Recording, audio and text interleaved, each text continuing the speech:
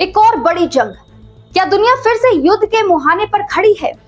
19 जून को मध्य पूर्व से एक ऐसी खबर आई जिसने पूरी दुनिया को चौंका दिया। ईरान ने इजराइल पर एक साथ 25 से ज्यादा मिसाइलें दाग दी। यह हमला सीधे तेल अवीव और यरूशलेम जैसे बड़े शहरों में हुए। सबसे पहला निशाना बना तेल अवीव स्टॉक एक्सचेंज, जहां जबरदस्त धमाका हुआ। इस धमाके में वहां एक बड़ा हॉस्पिटल भी मिसाइल की चपेट में आ गया, जहां दर्जनों लोग घायल हो गए।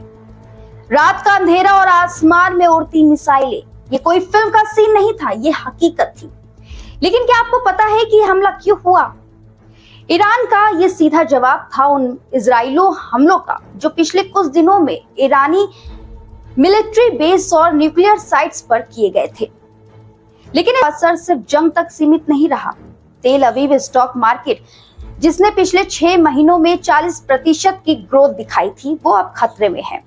लोगों की जान के साथ अब आर्थिक स्थिरता भी दांव पर लग चुकी है। लेकिन कहानी यही नहीं रुकी। इजराइल ने भी तुरंत जवाब दिया और बेहद ही ताकत के साथ।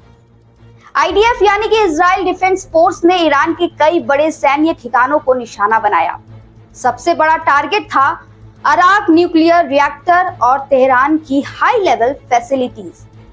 इन हमलों में ईरान के कई टॉप जनरल मारे गए और उसके न्यूक्लियर प्रोजेक्ट्स को भी भारी नुकसान पहुंचा।